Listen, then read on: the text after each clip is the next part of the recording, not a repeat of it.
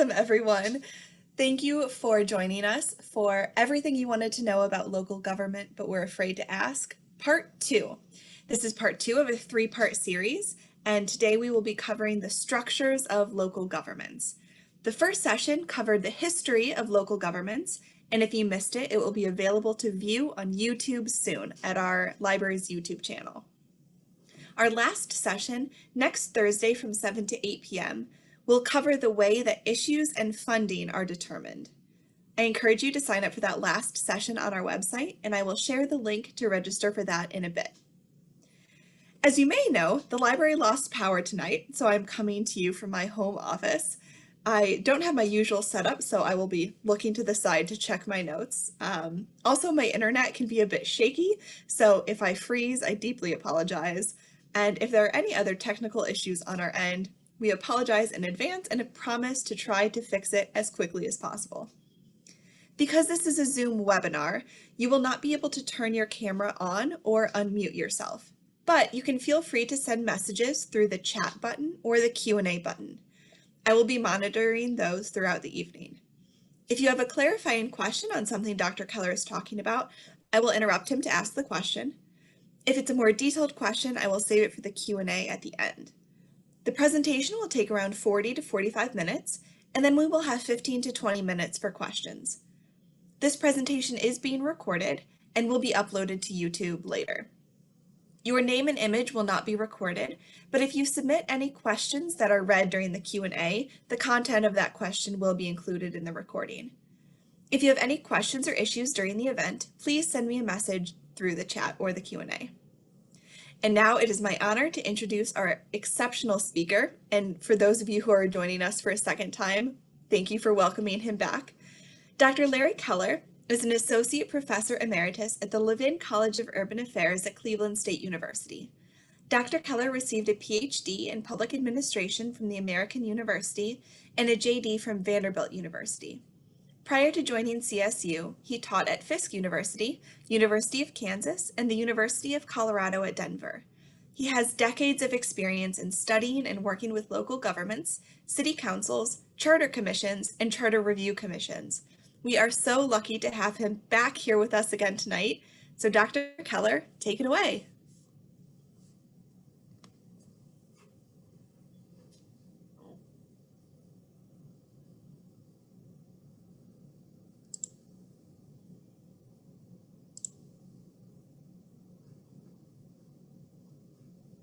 Am I being heard now? Yes, we can hear you. You can turn your video on, though. We can't see you. Okay. There you are. You can't hide me. Yeah, I'm pleased to do the presentation tonight. And my slides started in the middle for some reason. There we go. And what we're going to talk about tonight are the actual structures of local government. And these vary, as we noted in the first presentation, from state to state. This is the variation you will know when you move. State governments tend to look somewhat similar. Local governments can be very different with very different names, different authority, and different powers.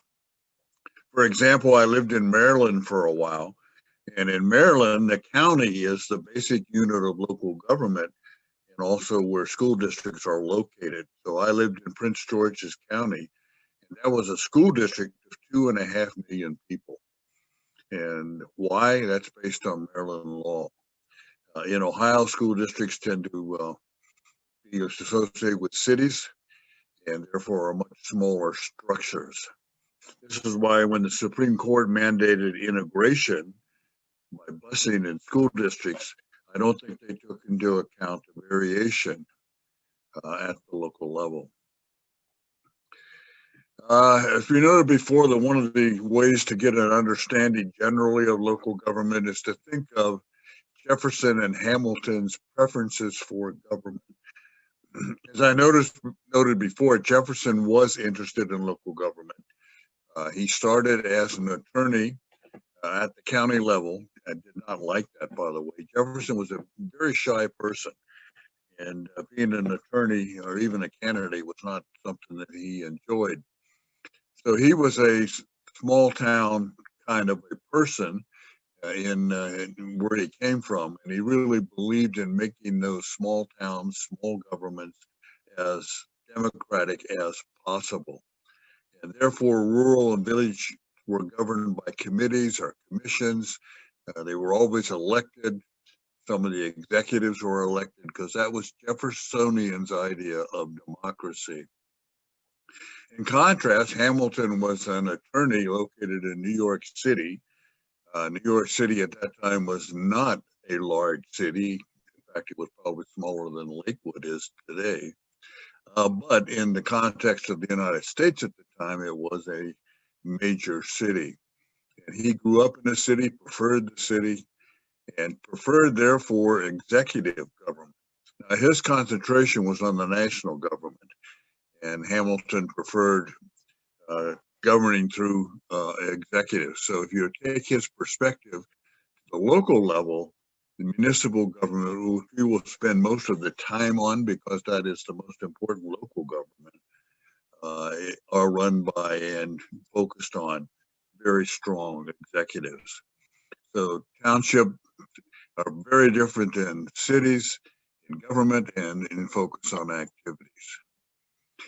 Counties and townships, as I said, were Jeffersonian, so therefore you got commissioners and trustees. Jefferson was concerned about public education. Because he believed in democracy, he realized wisely that that depended upon the education of people.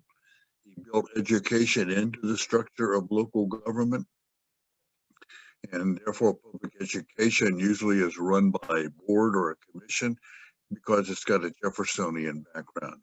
It does have an executive, but the executive is not elected in most states and is not elected in Ohio.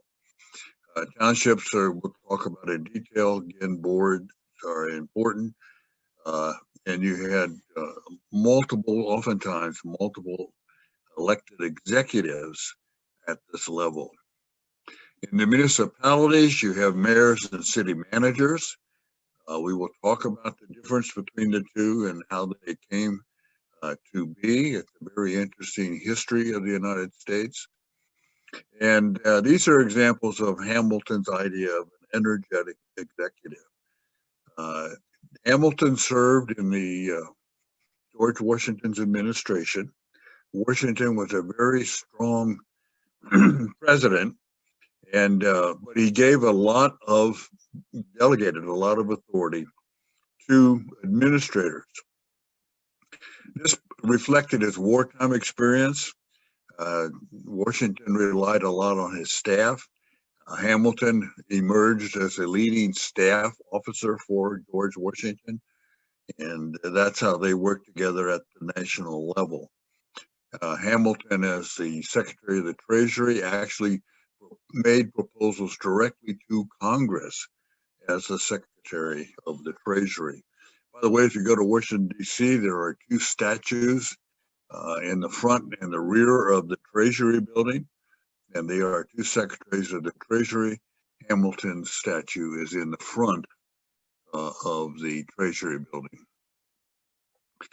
The rise of special districts, as we went through the first urban revolution that I alluded to in the last discussion, as the United States urbanized, a lot of these local governments became too small to deal with the resulting problems. The problems spilled over the borders. So a lot of special districts were created to handle some of the issues. Special districts are single service or single policy kinds of organization.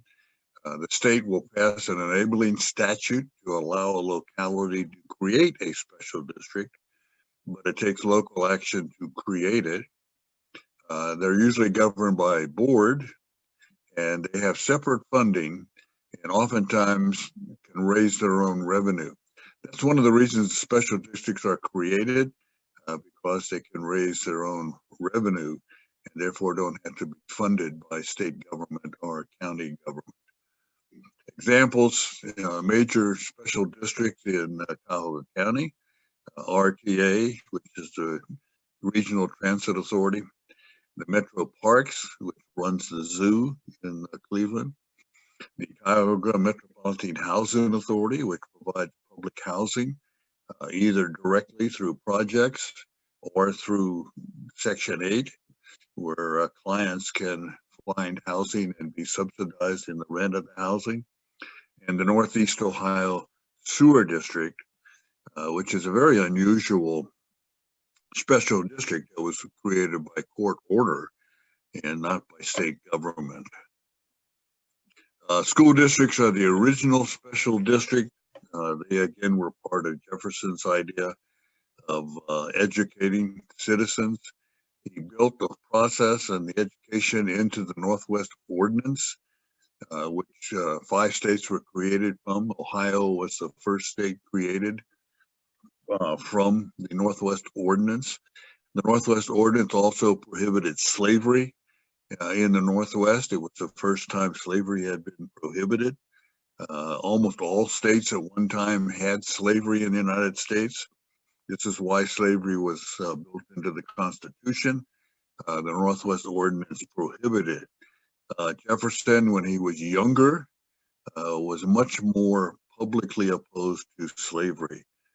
As he aged, he opposed slavery less, and he sort of got trapped financially because of his spending habits, and therefore could never really deal with slavery. The land was the real wealth at the time for people. It's what attracted settlers to the United States, because they could get their own land. In England, for example, the first son inherited the title and the land if they had any kind of standing in society. The second and third sons had to find their own destiny, and usually that was either with the church or the military if they stayed in England, or they could go overseas to the colonies and get their own land. At the time of the founding of the United States, George Washington was one of the largest landowners in the country, and therefore was probably one of the richest people in the country. Because the school districts are Jeffersonian by nature, the school boards are elected. And they're elected for a term, usually of, I think, for 4 years. However, they choose a superintendent who actually administers the school district, and the school superintendent serves at the pleasure of the board. They are a state agency in many ways because there is a state board of education. In many states, this has become a lot of controversy. The Republican Party in particular was very strategic in how it became one of the leading parties currently in governing. They concentrated on state and local governments. In Ohio, they've run the state now for the last few decades. And they've done that because they were strategic about how they engaged in running for office. So boards of education select textbooks and oftentimes also curriculum. And so they often became very, very contentious over certain issues such as climate change. In fact, in Texas, at one time, the Board of Education wanted to remove Jefferson from the history for the most part, because Jefferson actually supported a progressive income tax. Jefferson believed in democracy, but he also believed that a person who was better off in the community owed more duties to the community. And that's why a lot of American politicians, up until the Civil War, came from the South. Slavery allowed them to engage in politics because the plantations were run by the slaves, and they felt they had a duty, by being well off, to participate in politics.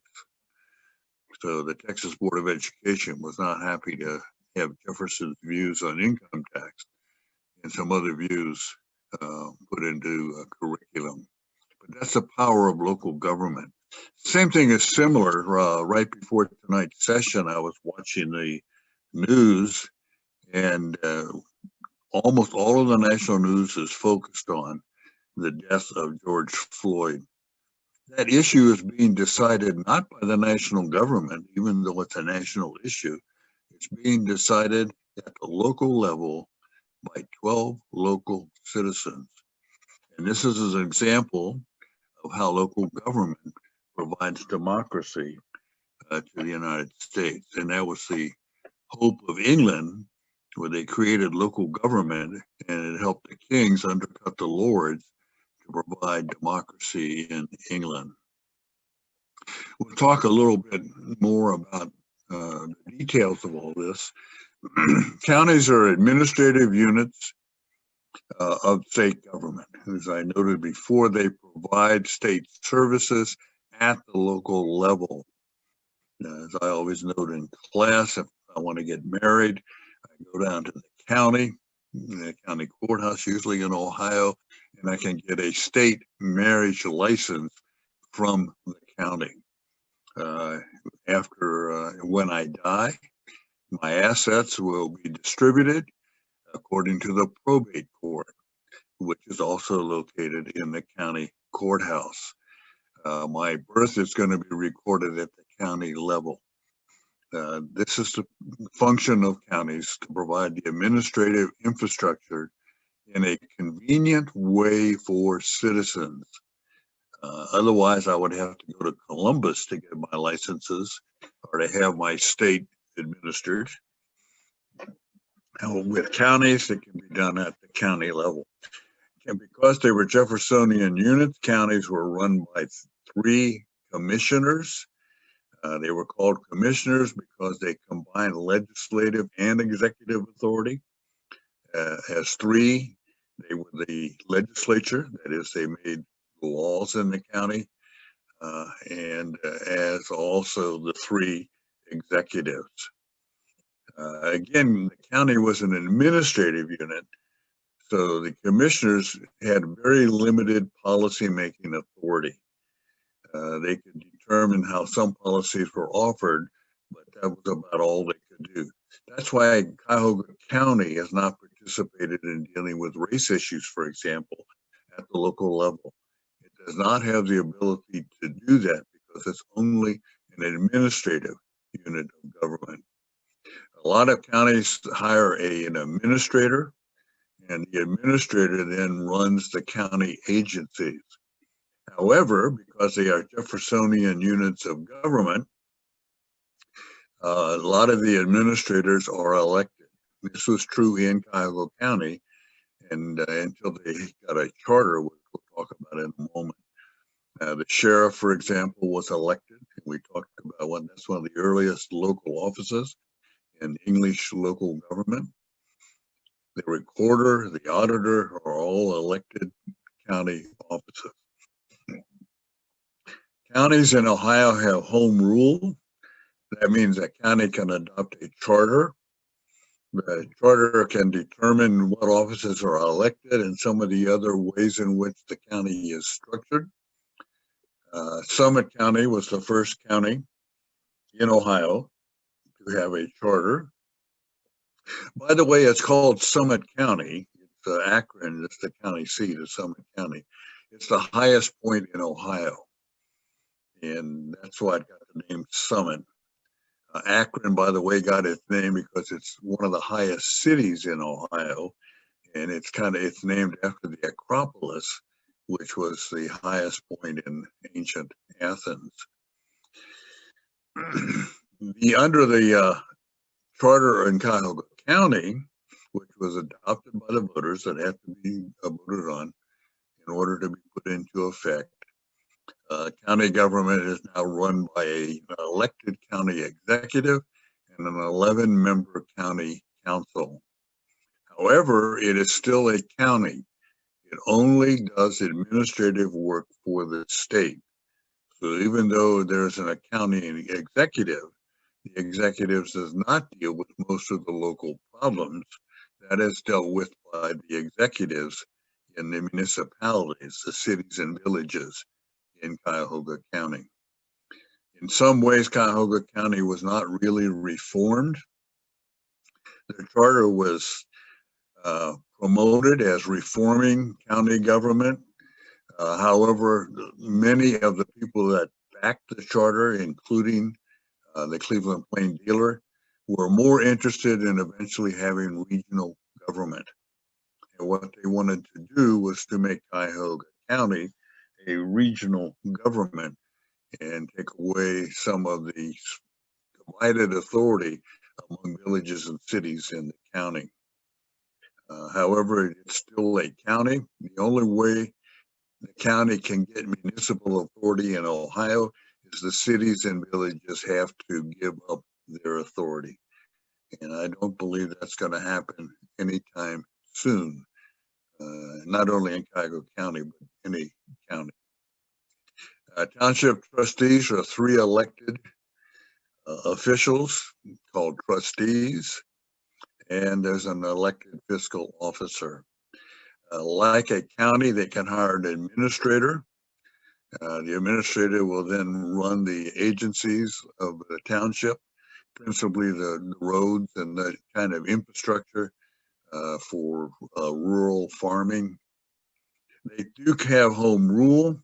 Home rule allows them to change the structure of the township, but again, like a county, they can have no municipal authority, and we'll talk about municipal authority in a little while. Townships and counties are Jeffersonian in nature, and therefore tend to have multiple administrators and legislators. The real strong local government is a municipality, and we talked about how that was created in Rome, as Rome had to deal with a lot of cities with different languages, cultures, and history. Municipalities are legally a corporation, and that's why a city and village needs a charter. Corporations have to have a charter because corporations relieve individuals of legal liability. When you incorporate, the corporation itself becomes responsible and liable for any harm caused to the community. The people actually running the corporation, unless they exceed the authority in the corporation, have no liability.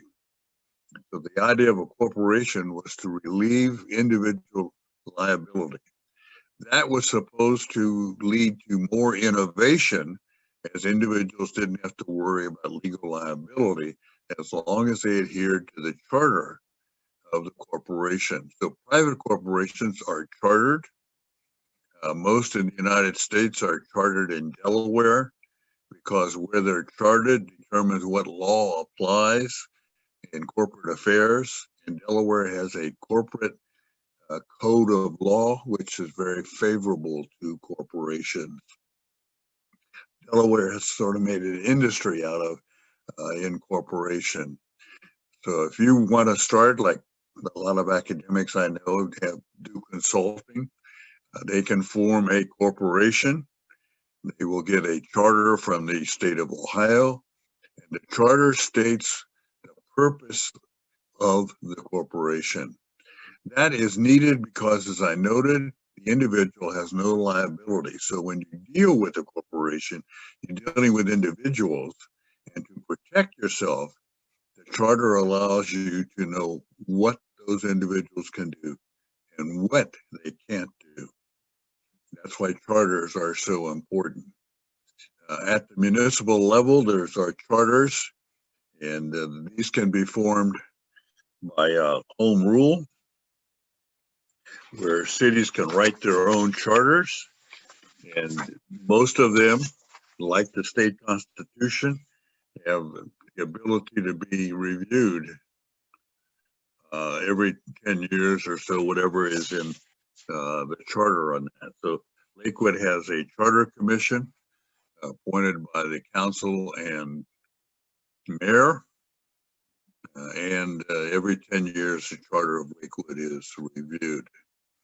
I've been the either served on or staffed all but one of the charter review commissions in Lakewood. And the last charter review in 2014 totally rewrote the charter. Municipalities have the most variance in government because they have home rule. Since they can write their own charters, they are not limited like counties and townships are, and school districts to state law. They can then decide how to govern themselves with their own charters. Over time, they've gone from committees and commissions to elected and appointed executives. And we will look at specific examples of the types of elected and appointed executives. They can also structure the city council. It can be by wards or districts or at large. Interestingly enough, Columbus had 7 at-large members of council, and it was a city of about 700,000. They just recently changed their charter to start electing some councilmen from wards. Cincinnati elected all 9 council members and still does in at-large elections. Cleveland, in contrast, elects all of its council from wards. Why? It depends on the city charter. If you're a municipality, you then get what's called municipal authority. And that's a police power, that's a health powers, both of which became highlighted during the pandemic. This really became a big issue during the first urban revolution, which we alluded to. This is when Cleveland grew very rapidly. And by 1920, it was 50% larger than it is today. The political party initially took over ruling the city because the city had been run by committees and commissions and a variety of bodies that could not handle large cities. They were okay when cities were small, but they could not deal with the issues in a large city. And so the strong mayor and home rule were the first reforms. Home rule, the state granted the city the ability to write its own charter. 1/3 of the states do not have home rule. And in those states, the state government controls local government quite a bit. We talked about that earlier. New York City is always involved with state politics because New York City does not have home rule the way cities do in Ohio.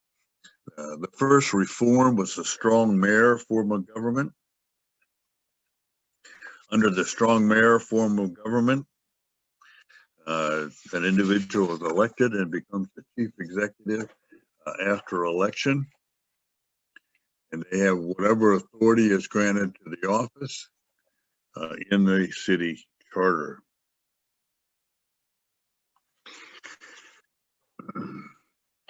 The later forms of reform came about with the commission and council manager form of government. This was the era when there was major growth of cities, almost limited mostly to the Northeast and Midwest portions of the country. And they created commission and council manager forms of government. The strong mayor was the initial system that had, as I said, an elected executives. They tended to have, and they modeled themselves after the federal government. So a lot of local governments had 2 houses to council. However, they were reformed. 1 house of the council was eliminated in almost all cities, and they elected strong mayors who had augmented powers. Tom Johnson is an example. He was mayor of Cleveland around the turn of the 20th century. There is a statue dedicated to him down on Public Square. I suggest you go down and see that statue and read around the bottom of the statue. There are couplets that are very congratulatory of Tom Johnson. He was very much a reformer, and a statue, he's sitting in a chair, is located on a spot where he put a stone that anybody could stand on and speak to the city. Tom Johnson is holding a book, and I'll leave it to you to go down and find out what book he is holding. It's a book by a reformer who was a very popular reformer at the turn of the century, though the programs that the reformer espoused were not really adopted. As I said before, they abolished the second council chamber. They started to primary elections started at this time.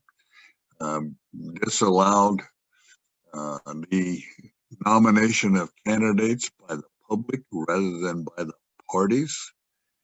And the parties oftentimes captured those reforms. There's always been sort of a tension between political parties and reform. Most Americans consider themselves independent, though they tend to vote traditionally for the same party they voted for previously. And that's why the primaries were created, to allow independents to have a say in who is nominated by the party. Parties try to capture those. This is playing out, if you're watching it, with Donald Trump and the Republican Party. Donald Trump is selecting candidates to run in primary elections against officials that he does not see supporting him. An example is in Georgia. He's already endorsed a candidate for Secretary of State for the Republican nomination in Georgia to oppose the current Secretary of State, who would not go along with Donald Trump's complaints about the election. In 1900, Galveston, Texas was hit by a major hurricane with almost no warning. Actually, they tried to give a warning, but it was not done effectively. Thousands died. The city had been somewhat corrupt before then, and most cities were, because they were run by political parties, and the parties created machines. They were labeled machines by opponents because the parties could keep people from reforming them. Galveston was rebuilt by a commission, most of which was nominated and appointed by the governor of Texas.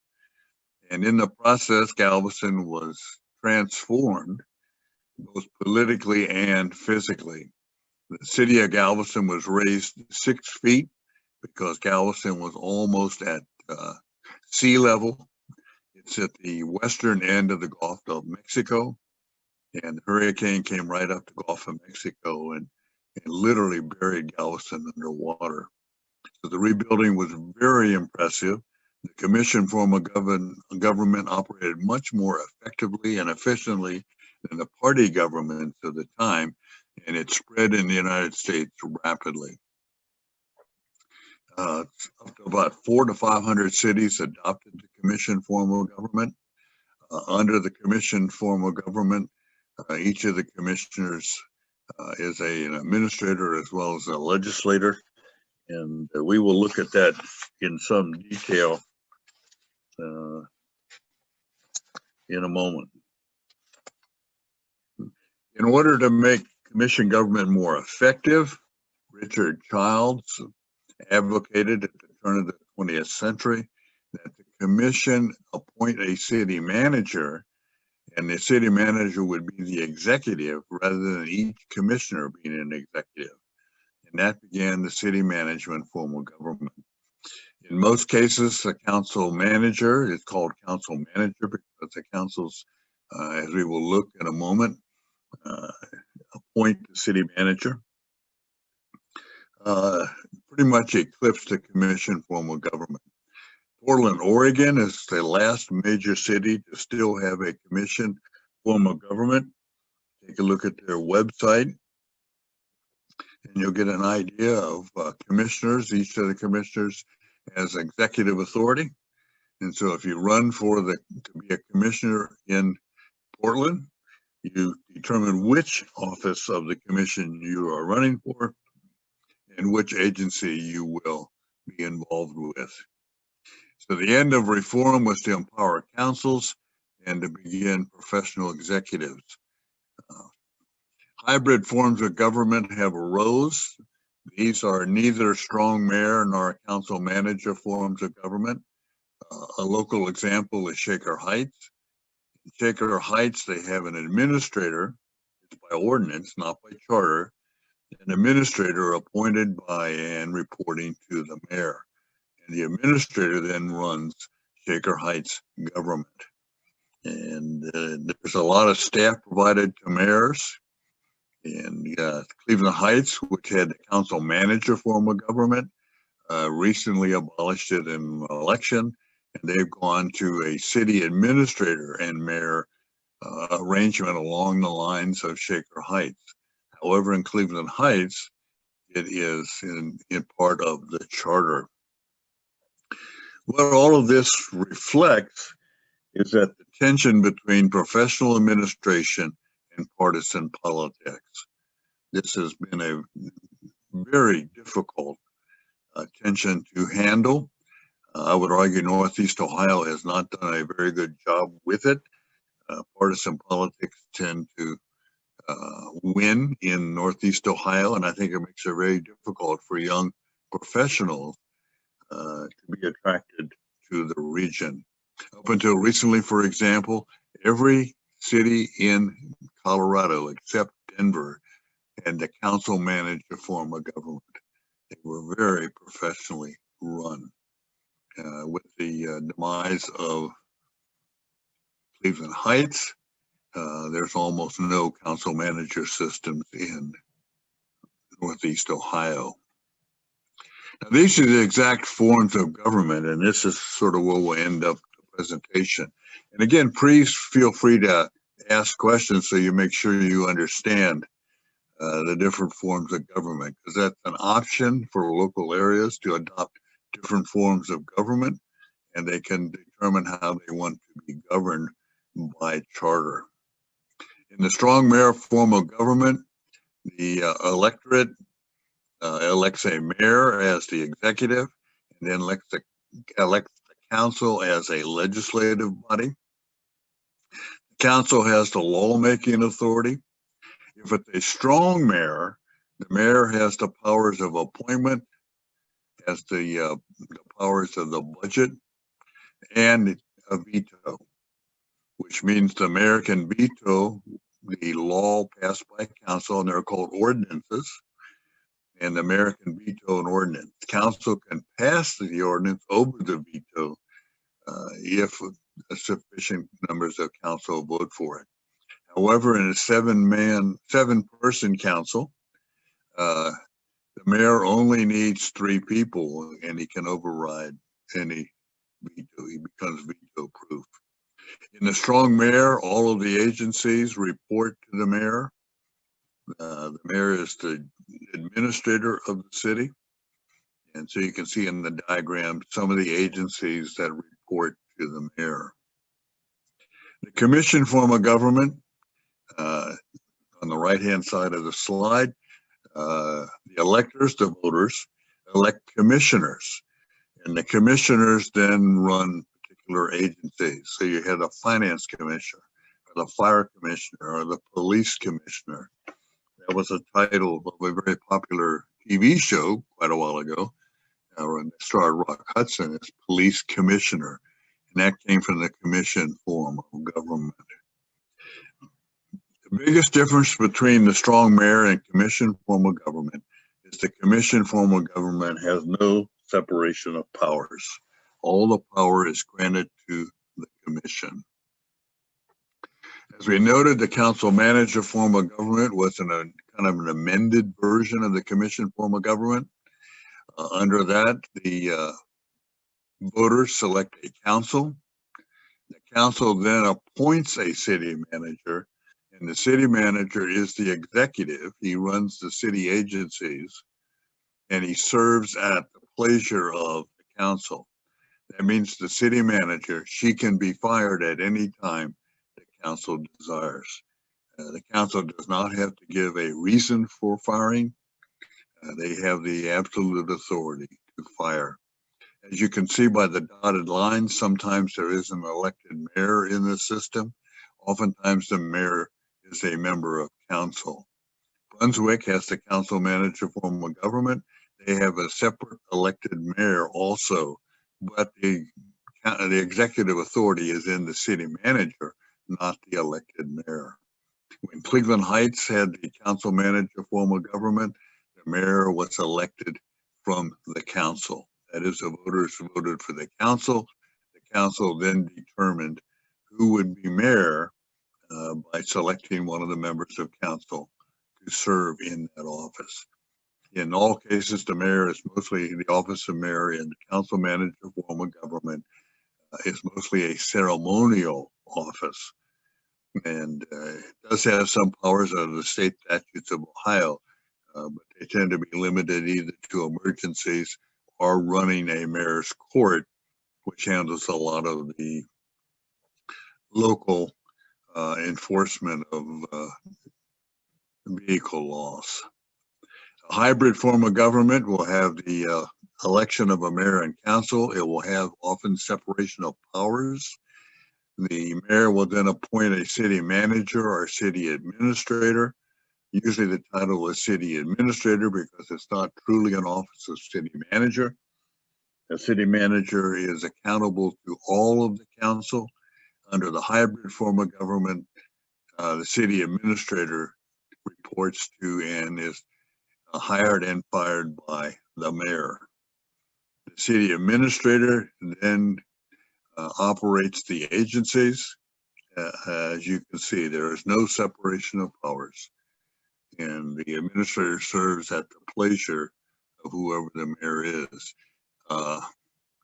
Cincinnati elected about 5 years ago to go to a hybrid form of government, and under the hybrid form of government they selected, the mayor will nominate. The mayor is now a separate elected office, not chosen by council. The mayor then will nominate candidates to be city manager, but the city manager will be selected and appointed by the city council and serves at the pleasure of the city council. However, the mayor can recommend a firing of the city manager. And in the actual politics, that really empowered the mayor's office more than it is in a typical council manager city. Most cities in the United States have some form of council manager form of government. It has not been very successful in larger cities that have contentious politics. However, cities over 1 million, such as Phoenix and Dallas and San Antonio, all have the council manager form of government. How that form of government works, how any form of government works, depends upon the people in the government and the voters. If the voters support the form of government, the government is likely to work as it is intended under the charter. If the voters are not attentive, the government may not operate under the charter. An example historically, and then I'll make just some closing observations. Cincinnati and Cleveland both adopted the council manager form of government at the same time in 1924. They began in 1926. Cincinnati appointed a federal administrator from the Army Corps of Engineers who actually gave up his federal pension to become the city manager. A boulevard is named for him that goes to the water plant in Cincinnati because he had the water plant built. In Cleveland, a former member of council was appointed city manager. There was no national search and no professional. Cleveland abandoned the system in 1932. And it's an example of where you may adopt a charter or a form of government in a charter, but it's really not implemented because of the politics. Some closing observations, and again, feel free to ask questions about all of this. I would argue that separation of powers is absolutely necessary at the federal level. Even though it hasn't worked very well, Trump was not really held accountable very well by Congress. But I think you have to have separation of powers at that level because the government is so remote from the people. I think separation of powers is optional at the state level. Ohio is a very partisan state, and if the voters would agree, which they probably never will, because I don't think most of them even understand it, Ohio's politics would actually operate better if we had a parliamentary form of government. I often kid about having a constitutional monarchy because I'd love to be king of Ohio, but the federal constitution prohibits titles of royalty. So Ohio could not adopt the constitutional monarchical system. However, it could adopt a parliament system that has no separation of powers, and that would make sure the parties were accountable in Ohio. The Republicans have been accountable because they currently have all the executive offices and the legislature. In terms of reforming American government, the federal government was reformed over time. Civil service created a very professional national government. Trump had a very difficult time in the pandemic trying to deal with the professional health agencies because they had been very well reformed. The local level has experienced a lot of reform. Some cities have never really been reformed. Cleveland is an example. Cincinnati was reformed. Toledo was reformed to some extent, but they abandoned the council manager system in the 1990s. And most of the time they appointed non-professional people to the office of city manager. So reform has happened at the executive and local levels. However, state governments have really not been very reformed very much. And in Ohio, one of the hardest forms of government or to reform, forms of government, a unit of government, are counties. So even though Cincinnati had a very strong council manager system that was very professionally run, Hamilton County was a typical county ruled by the political party. And the last thing I want to talk about, and it's good to think this to the end, is I think people have unrealistic expectations of democratic politics. They think that democratic politics should be transparent and above board. That's almost impossible to run politics that way. What you do is you hold politicians accountable for what they produce, not how they produce it. However, we can expect administration to be professional, and that would provide transparency. The main issue with unrealistic expectations of democratic politics is we expect politicians to be, quote, good people. And when they're not, we tend to turn against politics itself. And oftentimes dictatorships arise out of people's almost disgust with politics. I would argue Americans were very good at politics until recently. And recently means that the first urban revolution, we began to change, where we didn't have politics the way it was in the past. If you look at Abraham Lincoln and what he did during the Civil War, you'll see a really good politician in action. He knew what was happening at the precinct level without losing the ability to govern under the big picture. We are losing that ability with our politics become so divided because a lot of people, I think, have unrealistic expectations of democratic politics. With that, I'll take any questions that people have, and I hope this is illuminated in some detail what local government is, because as the George Floyd case shows, local government is probably the most important government for our freedom. Thank you so much, Dr. Keller. As he just said, we will now enter our Q&A session. So please feel free to type your questions into the Q&A box, and we will get to as many as we can before our time is up. These can be questions about what we've covered today, or more general questions about local government. If you were here for our last session, they can also be follow-up questions about our last session. I'll go ahead and give our kind of closing spiel in case you were so thorough there are no questions. But if someone wants to throw some in the next couple minutes, you still have time.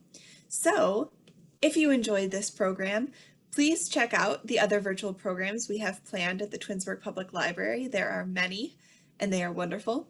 You can visit our website at www.twinsburglibrary.org to see our calendar of events, as well as the hours the library is open. As I mentioned earlier, and many of you already know, tonight's program is the second in a 3-part series. We hope you join us again next Thursday at 7 p.m. for our last session. I just resent that link in the chat box to register for our third and final event. If you have any questions or comments about tonight's program, you can feel free to email me or Dr. Keller. I will put both of our emails in the chat box right now. And thank you to the Friends of the Library for funding tonight's program.